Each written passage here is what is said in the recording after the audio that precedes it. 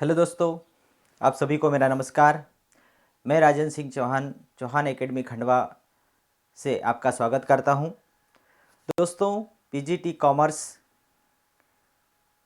के जो एग्ज़ाम होते हैं, पोस्ट ग्रेजुएट टीचर के लिए जो एग्ज़ाम होता है कॉमर्स में, उसकी तैयारी हम कर रहे हैं। पिछले 3 वीडियो में मैंने आप लोगों को जो पीजीटी कॉमर्स से रिलेटेड जो ऑब्जेक्टिव टाइप के क्वेश्चन हैं, उसमें हमने पहले लेखांकन से संबंधित कुछ क्वेश्चन देखे। उसके बाद में लेखांकन सिद्धांत से रिलेटेड, लेखांकन के सिद्धांत, उसकी अवधारणाएं, उसकी मान्यताएं, उससे रिलेटेड हमने क्वेश्चन सॉल्व करके देखे। आज उसी कड़ी में मैं आपको आगे, आज मेरा जो चौथा वीडियो है उसमें मैं आप लोगों को बताने वाला हूं आगे के कुछ क्वेश्चन जो कि हमारे पीजीटी कॉमर्स की जो भी एग्ज़ाम होगी उससे रिलेटेड इम्पॉर्टेंट क्वेश्चन है जो आप लोगों को एग्ज़ाम में ज़रूर मदद करेंगे। तो चलिए दोस्तों, आप आज की फिर हम आगे बढ़ते हैं, तैयारी करते हैं। दोस्तों, आप लोगों को यदि मेरा वीडियो अच्छा लगे तो आप उसे लाइक करें, शेयर करें और कमेंट्स ज़रूर करें, ताकि आपकी जो भी क्वेरी है, आपके जो भी क्वेश्चन है, उन क्वेश्चन को मैं अगले वीडियो में शामिल कर सकूं। ठीक है, चलिए ओके, स्टार्ट करते हैं। तो स्टूडेंट्स, आज का जो हमारा फर्स्ट क्वेश्चन है वो है व्यवसाय के शुद्ध मूल्य से आशय है।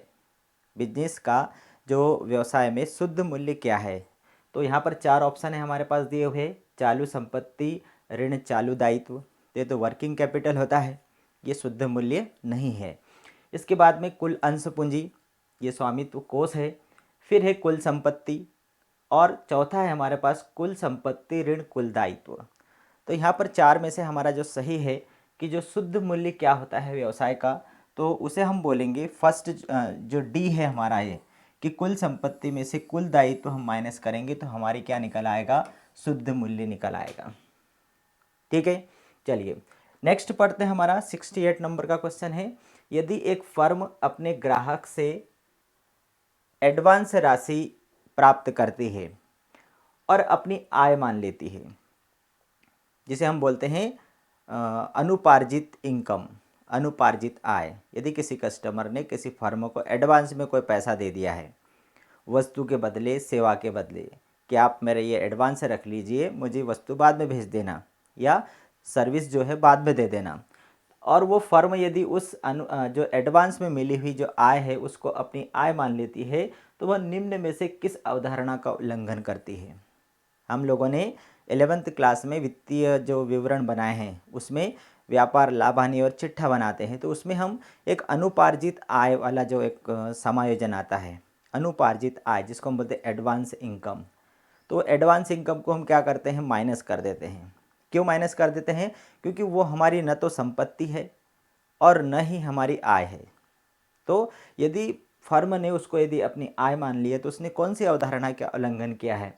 मुद्रा मापन का अवधारणा। मुद्रा मापन तो व्यवहारों का मुद्रा में मूल्यांकन करने से रिलेटेड होती है। लागत अवधारणा स्थायी संपत्तियों को लागत मूल्य पर दिखाने से रिलेटेड होती है। वसूली अवधारणा और पृथक अस्तित्व की अवधारणा। पृथक अस्तित्व की अवधारणा व्यापार और व्यापारी के बीच में संबंधों को व्यक्त करती है।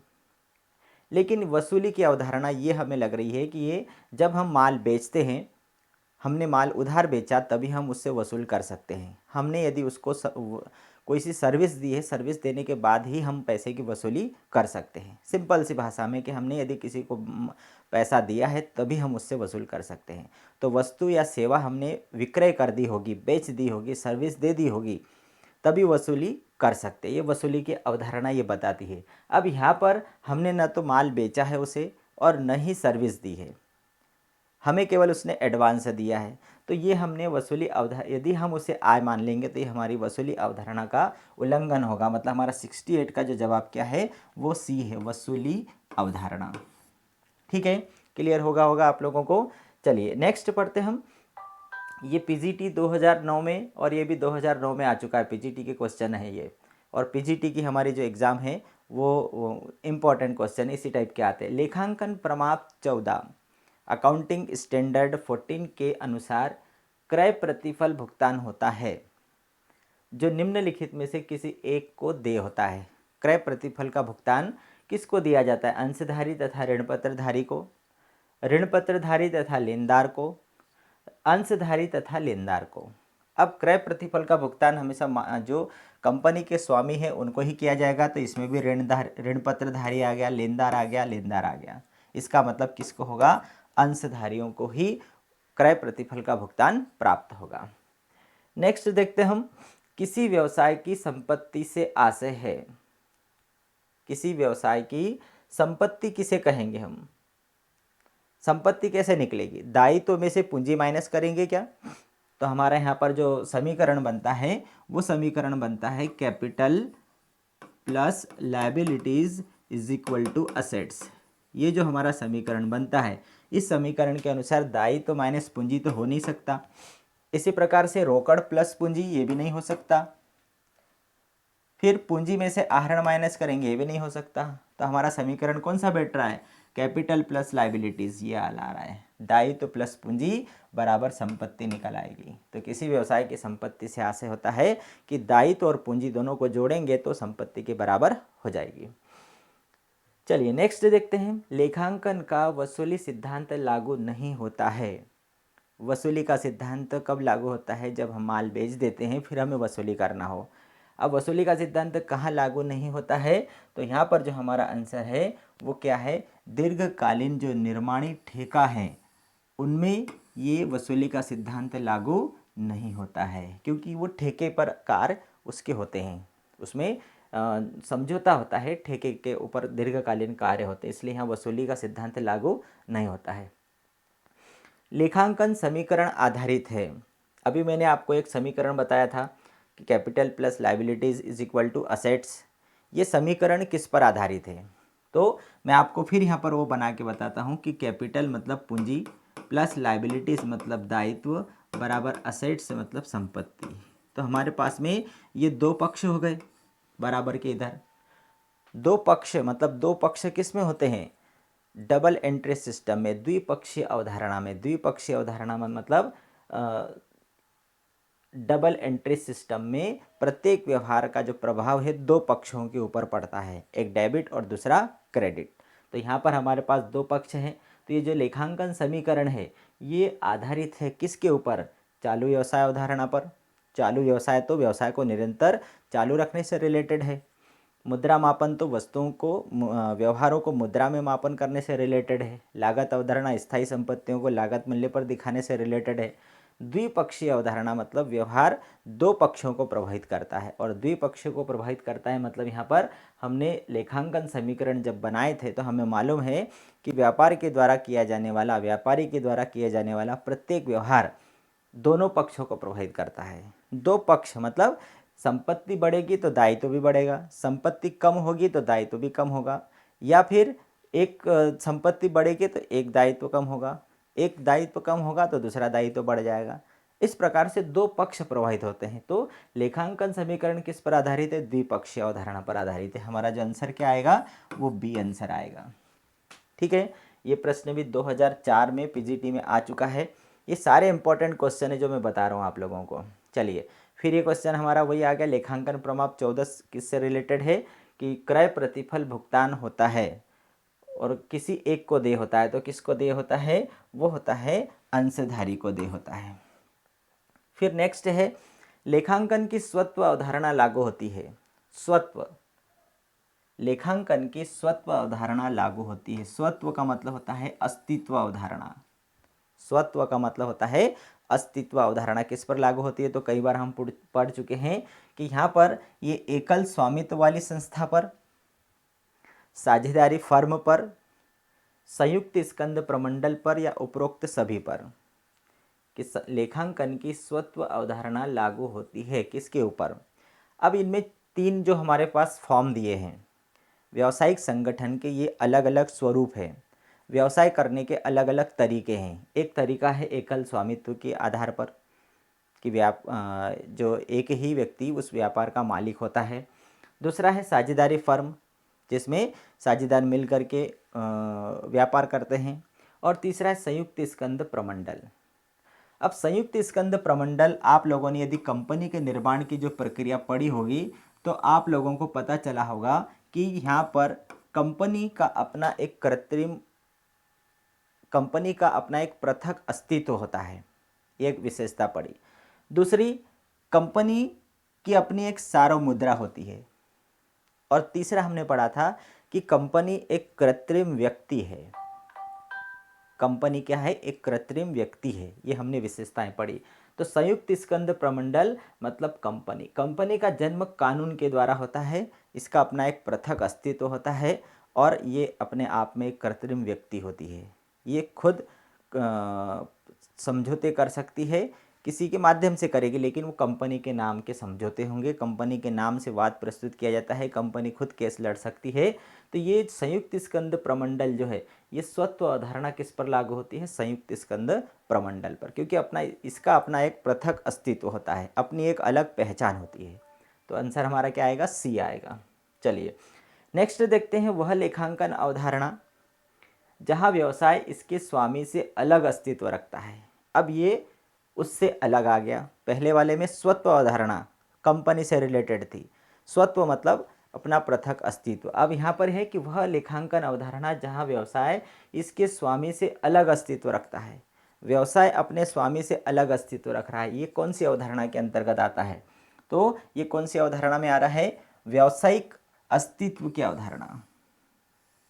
व्यावसायिक अस्तित्व की अवधारणा, व्यावसायिक इकाई का जो सिद्धांत है, व्यावसायिक अस्तित्व की अवधारणा, ये इसके अंतर्गत व्यवसाय अलग और व्यवसायी अलग, व्यापार अलग और व्यापारी अलग। फिर है लेखांकन प्रमाप 14 किससे रिलेटेड है? लेखांकन प्रमाप यदि हम देखेंगे तो अकाउंटिंग स्टैंडर्ड 14 का जो संबंध है वो किससे है? तो लेखांकन 14 का संबंध है वो है सम्मिश्रण हेतु लेखांकन, एकीकरण से रिलेटेड जो लेखा है उससे रिलेटेड है ये सम्मिश्रण हेतु लेखांकन। आगे देखते हैं हम नेक्स्ट, लेखांकन नियम, प्रविष्टियाँ तथा पद्धतियाँ। जो लेखांकन या अकाउंटिंग करते समय जो नियम फॉलो किए जाते हैं, फिर उसकी जो प्रविष्टियाँ जो की जाती है, उसमें जो पद्धति अपनाई जाती है वो एक समान अपनाई जानी चाहिए, एक समान अपनाई जानी चाहिए और उन्हें वर्ष प्रतिवर्ष बदलना नहीं चाहिए। इसे निम्नलिखित लेखांकन प्रथा कहते हैं। ये लेखांकन की कौन सी प्रथा ऐसा कहती है कि आपको प्रतिवर्ष एक ही लेखांकन सिस्टम, पद्धति, नियम और ये अपनाना चाहिए, उसे बदलना नहीं चाहिए। क्यों नहीं बदलना चाहिए? क्योंकि आप प्रतिवर्ष यदि बदलेंगे तो एक वर्ष के आंकड़ों की तुलना दूसरे वर्ष के आंकड़ों से नहीं कर पाएंगे, सबसे पहला कारण तो ये। फिर बाहर के जो इन्वेस्टर्स जो है वो भी आपके व्यापार का मूल्यांकन, उन सूचनाओं पर विश्वास नहीं करेंगे। इसलिए आपको प्रतिवर्ष एक ही पद्धति, प्रविष्टियाँ, नियम लागू करना चाहिए, उनका पालन करना चाहिए। तो ये कौन सी लेखांकन प्रथा ऐसा कहती है? सुसंगति की प्रथा, संपूर्ण प्रकटीकरण की प्रथा, रूढ़िवादी प्रथा या चालू संस्था की प्रथा? तो इसमें से आंसर हमारा कौन सा आएगा? सुसंगति की प्रथा। इसके पहले वाले वीडियो में भी ये प्रश्न था, सुसंगति की प्रथा। चलिए नेक्स्ट देखते हैं, स्थिति विवरण मतलब चिट्ठे में संयोगिक दायित्व दर्शाने की आवश्यकता जिस परिपाटी के कारण पड़ती है उसका नाम है संयोगिक दायित्व, मतलब कंटिंजेंट लायबिलिटी। ये संयोगिक दायित्व, इसको कौन सी प्रथा या कौन सी परिपाटी के कारण उसे दिखाना पड़ता है? संयोगिक दायित्व मतलब ऐसे दायित्व जो कि संयोग से हो सकते हैं, संयोग से हो सकते हैं, संभावना जिसकी है, तो वो कौन सी परिपाटी के कारण उसको चिट्ठे में दिखाना पड़ता है? संगति, महत्वपूर्णता, प्रकटीकरण और संरक्षणता। वे व्यापार में जो व्यापारी होता है, फ्यूचर में होने वाली जो संभावित हानियां हैं, उन संभावित हानियों को भी व्यापार में दिखाया जाना चाहिए और लाभों को भूल जाना चाहिए। लाभों का लेखा, संभावित लाभों को ध्यान नहीं देना चाहिए लेकिन संभावित हानियों को जरूर ध्यान देना चाहिए। ये कौन सी प्रथा है? ये प्रकटीकरण की प्रथा है, पूर्ण प्रकटीकरण, जिसके अंतर्गत ये प्रकट करना चाहिए जिससे कि जो बाहर के जो व्यापारी है, जो व्यापार से रिलेशन रखते हैं, जो निवेश करने वाले हैं, उनको पूर्ण विश्वास हो जाए कि हाँ भविष्य में कुछ संभावना है, तो उसको भी दिखा दिया गया है। चलिए फिर है लेखांकन की स्वत्व अवधारणा लागू होती है। अभी हमने देखा था स्वत्व अवधारणा मतलब पृथक अस्तित्व की अवधारणा किस पर लागू होती है? संयुक्त स्कंद प्रमंडल, या इसी को हम बोलते हैं कंपनी, जॉइंट स्टॉक कंपनी। फिर है आर्थिक चिट्ठे में दिखाए गए संभाव्य दायित्व, संभाव्य दायित्व के उठने का कारण है। संभाव्य दायित्व को भी चिट्ठे में दिखाना चाहिए, उसके उठने का दायित्व कौन सी परंपरा है? अभी मैंने थोड़ी देर पहले बताया कौन सी परंपरा है? प्रकटीकरण की परंपरा है। ठीक है, वहाँ एक शब्द अलग था और यहाँ शब्द अलग आ गया, संभाव्य दायित्व। हम कंफ्यूज हो जाएंगे, संभाव्य दायित्व। और अभी थोड़ी देर पहले एक शब्द आ गया था और वो कौन सा था? सांयोगिक दायित्व। हमें लगेगा कि अलग अलग है। सांयोगिक दायित्व और संभाव्य दायित्व मतलब जो फ्यूचर में होने की संभावना है ऐसा कोई सा दायित्व, तो उन दायित्वों को भी, उन हानियों को भी व्यापार में सम्मिलित करना चाहिए, चिट्ठे में दिखाना चाहिए। तो ये कौन सी परंपरा है? ये पूर्ण प्रकटीकरण की परंपरा के अंतर्गत इनको चिट्ठे में दिखाना चाहिए, पूर्ण प्रकटीकरण की परंपरा। ठीक है, चलिए परंपरागत रीति के अंतर्गत रहतिये का मूल्यांकन किस मूल्य पर किया जाता है? परंपरागत रीति के अंतर्गत स्टॉक का मूल्यांकन किस रीति के अंतर्गत या किस मूल्य के अंतर्गत किया जाता है? लागत मूल्य पर किया जाता है, बाजार मूल्य पर किया जाता है, लागत मूल्य अथवा बाजार मूल्य दोनों में जो कम हो उस पर किया जाता है, या लागत मूल्य अथवा बाजार मूल्य जो दोनों में अधिक हो उस पर किया जाता है? किस पर होता है? तो हम लोगों ने 11th क्लास में ही पढ़ा है कि जो स्टॉक का मूल्यांकन लागत मूल्य और बाजार मूल्य दोनों में जो कम हो उस मूल्य पर किया जाता है। लागत मूल्य और बाजार मूल्य दोनों में जो कम वैल्यू हो उसी मूल्य पर इसको किया जाता है। क्यों किया जाता है? क्योंकि व्यापारी हमेशा अधिक लाभ नहीं दिखाना चाहेगा, व्यापार में कभी भी अधिक लाभ नहीं दिखाना चाहेगा, और इसीलिए लागत मूल्य बाजार मूल्य जो कम हो उसी पर दिखाएगा वो। फिर है संभाव्य दायित्वों को लेखा विवरणों में टिप्पणी के रूप में जोड़ने की प्रथा अनुसरण है। देखिए ये तीसरी बार ये क्वेश्चन आ चुका है। सांयोगिक दायित्व एक शब्द आया था अभी हमारा, है ना, सांयोगिक दायित्व। फिर दूसरा आया संभाव्य दायित्व, और तीसरा पॉइंट यहाँ पर आ गया टिप्पणी। इन संभाव्य दायित्वों को टिप्पणी के रूप में दिखाने जोड़ने की प्रथा अनुसरण है। ये तीनों का आंसर एक ही है, और वो कौन सा है? प्रकटीकरण की प्रथा, पूर्ण प्रकटीकरण की प्रथा। तीनों में सांयोगिक दायित्व, संभाव्य दायित्व और संभाव्य दायित्वों को चिट्ठे में टिप्पणी के रूप में दिखाने की प्रथा किस पर आधारित है? पूर्ण प्रकटीकरण। पूर्ण प्रकटीकरण का मतलब कि व्यापार की सही सही वस्तु स्थिति को प्रकट करना, कि फ्यूचर में भी ये हानि होने की संभावना है, इतनी ईमानदारी दिखाना, ये पूर्ण प्रकटीकरण की प्रथा है। व्यापारी फ्यूचर में होने वाले हानियों को भी ये दिखा देता है, तो बाहर के लोगों को ये विश्वास हो जाता है कि हाँ ये सही है। चलिए नेक्स्ट है वह व्यवस्था जिससे रहतिया स्टॉक की मात्रा एवं मूल्य की लगातार सूचना प्राप्त होती रहती है। स्टॉक का मूल्यांकन करने के लिए, स्टॉक की सही सही वस्तु स्थिति पता करने के लिए अलग अलग तकनीक इस्तेमाल की जाती है, अलग अलग उसकी जो तरीके इस्तेमाल किए जाते हैं, कि वह व्यवस्था जिससे रहतिये की मात्रा और मूल्य, कि कितना स्टॉक बचा है, उसकी वैल्यू क्या है, इसकी लगातार सूचना प्राप्त होती रहती है। वो व्यवस्था कौन सी है? उस व्यवस्था का नाम क्या है? जिससे कि व्यापार में स्टॉक कितना बचा है, उसकी वैल्यू क्या है, ये इसकी लगातार प्रबंधकों को सूचना मिलती रहे इसकी। तो इस व्यवस्था को हम क्या कहते हैं? पुनरादेश बिंदु, गणना बिंदु, फिर सामयिक रहतिया विधि, सतत रहतिया विधि, या अबस विश्लेषण तकनीक। अब यहाँ पर हमें लगातार सूचना स्टॉक की मात्रा और मूल्य के बारे में मिलता रहे, ये किससे रिलेटेड है? ये सतत रहतिया विधि, सतत रहतिया विधि। इसके आधार पर हमें पता चलता रहता है कि स्टॉक कितना है, उसकी वैल्यू कितनी है। चलिए फिर आगे बढ़ते हैं हम। रहतिये का लागत अथवा बाजार मूल्य दो में से जो कम हो पर मूल्यांकन करने की प्रक्रिया किस पर आधारित है? कि रहतिये का लागत मूल्य और बाजार मूल्य दोनों में से कम मूल्य पर ही मूल्यांकन किया जाए। ये प्रक्रिया एक उदाहरण है किसका? लागत अवधारणा का, एकरूपता की अवधारणा का, रूढ़िवादिता की अवधारणा का, या इस वसूली की अवधारणा का। ये अवधारणा कौन सी है? ये रूढ़िवादी की अवधारणा है, जिसके अंतर्गत लागत मूल्य और बाजार मूल्य दोनों में जो कम वैल्यू है उसी पर दिखाना चाहिए। रूढ़िवादी की अवधारणा ये बताती है कि व्यापारी को जितने भी भविष्य में हानि की संभावना है उन हानियों को भी उसने उसमें दिखाना है। रूढ़िवादी की अवधारणा कम से कम मतलब यहाँ पर संभावनी लागत अथवा बाजार मूल्य मतलब लाभ कम दिखाना।